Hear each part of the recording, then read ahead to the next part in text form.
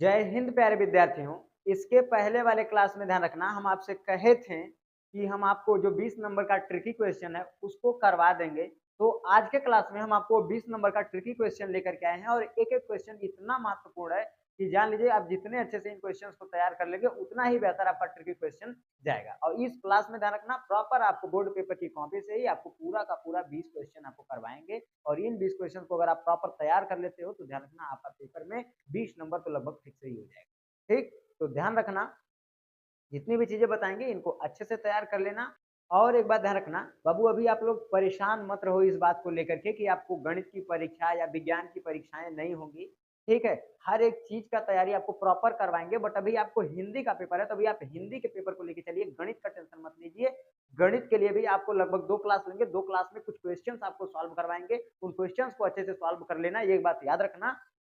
उन क्वेश्चंस को सॉल्व करने के बाद आपको जो गणित का पेपर है वो सब का सब क्वेश्चन आपका हल हो जाएगा और इजीली आप हल करके आओगे बढ़िया से, एक बात मान लीजिएगा। तो अभी आप केवल बस प्रोफेशनली हिंदी के पेपर की तैयारी पे ध्यान दीजिए, क्योंकि अभी कल आपका हिंदी का पेपर है, तो अतः जितने अच्छे से हो सके आप इसे तैयार करें। ठीक, तो शुरू करते हैं, ध्यान रखना हम लोग आज के क्लास को। सबसे पहला ध्यान रखना जो आपका क्वेश्चन है, आपका सबसे पहला क्वेश्चन है चंद्रगुप्त रचना की विधा, यानी चंद्रगुप्त किस विधा की रचना है। ठीक ना, तो चंद्रगुप्त ध्यान रखना नाटक है। चंद्रगुप्त किस विधा की रचना है, तो चंद्रगुप्त एक तरीके का नाटक है। ठीक, जिसे कौन लिखे हैं, जयशंकर प्रसाद। चंद्रगुप्त किस विधा की रचना है, चंद्रगुप्त भाई आपका एक नाटक है और इसे लेखक, इसको जो लिखने वाले हैं उनका नाम है जयशंकर प्रसाद। ठीक, दूसरा क्वेश्चन आपका दिया है दीप जले शंख बजे के लेखक कौन है। ध्यान रखना, जो दूसरा क्वेश्चन आपको दिया है वो दिया है दीप जले और शंख बजे के लेखक कौन है। तो दीप जले और शंख बजे के लेखक आपको ध्यान रखना, इन चारों ऑप्शन में से एक चूज करना है, जैसे कन्हैया लाल मिश्र प्रभाकर, शांति प्रिय द्विवेदी, राम वृक्ष बेनीपुरी, देवेंद्र सत्यार्थी। तो इनमें से आपका ए वाला ऑप्शन सही होगा, कन्हैया लाल मिश्र प्रभाकर। अब ध्यान दो, आपका अगला क्वेश्चन है शुक्लोत्तर युगीन लेखक। शुक्लोत्तर युगीन लेखक है। ठीक, तो शुक्लोत्तर युगीन लेखक ध्यान रखना आपके कौन है, ऑप्शन बी आपका सही होगा। शुक्लोत्तर युगीन लेखक आपके कौन है, मन्नू भंडारी। शुक्लोत्तर युगीन लेखक आपके कौन है, मन्नू भंडारी। ठीक, अब ध्यान रखना, चलते हैं आगे के क्वेश्चंस पर। आगे के क्वेश्चन आपको कैसे करने हैं इनको देख लेते हैं।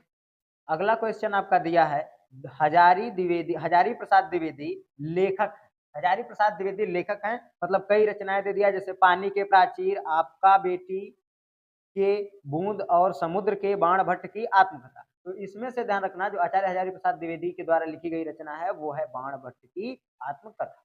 ठीक, आचार्य हजारी प्रसाद द्विवेदी बाण भट्ट की आत्मकथा के लेखक हैं।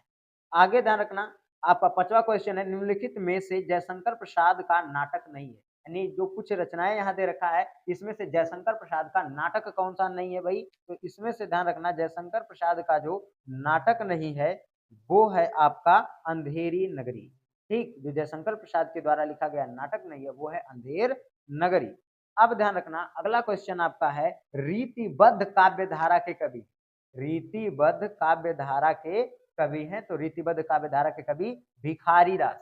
कौन है, भिखारी दास। अब ध्यान दो, अगला क्वेश्चन है आपका पद्माभरण के रचयिता है। पद्माभरण के रचयिता कौन है, तो ध्यान रखना पद्माभरण के रचयिता पद्माकर है। कौन है, पद्माकर। अब दिया अगला क्वेश्चन सूर्यकांत त्रिपाठी निराला की रचना है।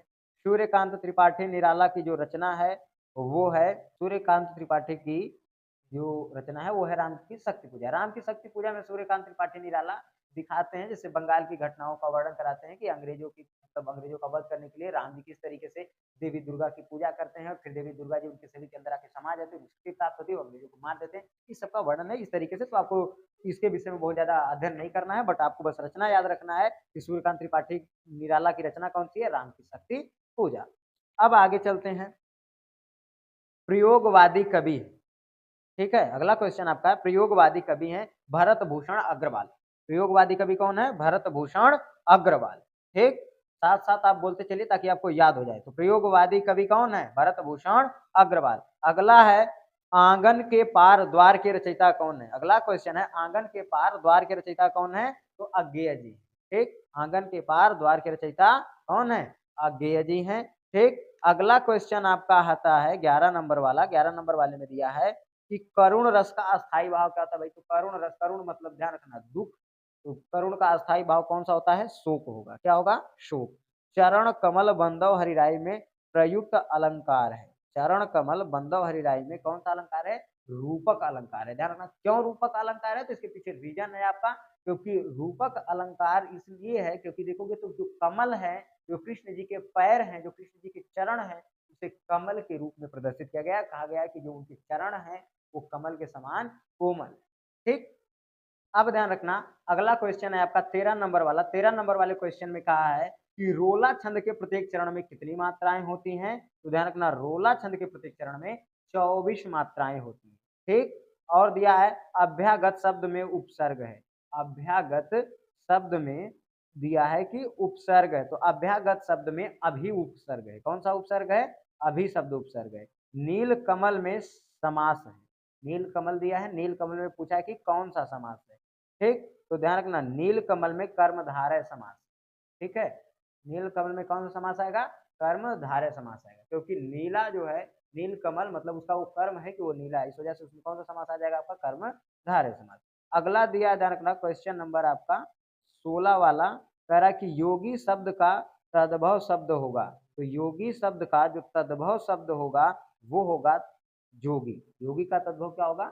जोगी, क्योंकि ध्यान रखना एक शुद्ध होता है एक अशुद्ध होता है। अब ध्यान दो, अगला क्वेश्चन आपका है युष्मत शब्द की सप्तमी विभक्ति एक वचन का रूप होगा। युष्मत शब्द की सप्तमी विभक्ति एक वचन का रूप होगा। तो युष्मत शब्द की सप्तमी विभक्ति एक वचन का जो रूप होगा वो ध्यान रखना वो होगा आपकी त्वयी। क्या होगा?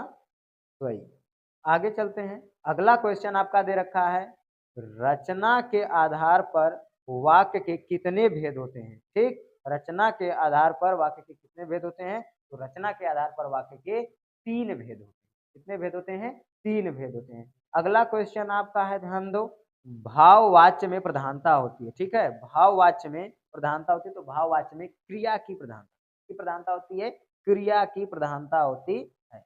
अब ध्यान दो, इसके बाद जो अगला क्वेश्चन दिया है वो दिया है विकारी शब्द, अविकारी शब्द। क्या दिया है? अविकारी शब्द। तो अविकारी शब्द ध्यान रखना इनमें से कौन से, जैसे कई शब्द दिया, जैसे इंद्र दिया है, गाय दिया है, यथासंभव आप दिया है, तो इसमें से यथासंभव जो होगा वो आपका अविकारी शब्द होगा। तो ध्यान रखना इस तरीके से जो आपके टोटली 20 क्वेश्चन थे, ठीक है, एक नंबर के ट्रिक वाले, वो यह ध्यान रखना इस तरीके से आपको करना है, और एक एक क्वेश्चन जितने अच्छे से हो सके उतने अच्छे से आप तैयार कर लीजिएगा, क्योंकि बहुत ही इंपॉर्टेंट क्वेश्चन है। प्रयास कीजिएगा जितना हो सके उतना अच्छे से आप इन क्वेश्चंस को तैयार कीजिएगा, ताकि आपको पेपर में दिक्कत ना आए और ट्रिकी क्वेश्चन आप बेहतरीन तरीके से करके, ठीक है, करके आइएगा। बाकी ध्यान रखना आप किसी भी चीज के लिए परेशान ना होइएगा। अब ध्यान रखना जो अगली क्लास हम आपको देंगे उसमें कॉपी को कैसे लिखना है, प्रॉपर किस तरीके से एक एक चीज को लिखना है, इसकी भी क्लास हम आपको दे देंगे। तो अगले क्लास में इन चीजों की जानकारी हम आपको देंगे कि किस तरीके से आपको कॉपी लिखनी है, कैसे क्या करना है, एक एक चीज आपको हम अगले क्लास में दे देंगे और बता देंगे। ठीक, तो मिलेंगे नेक्स्ट वीडियो में। जय हिंद।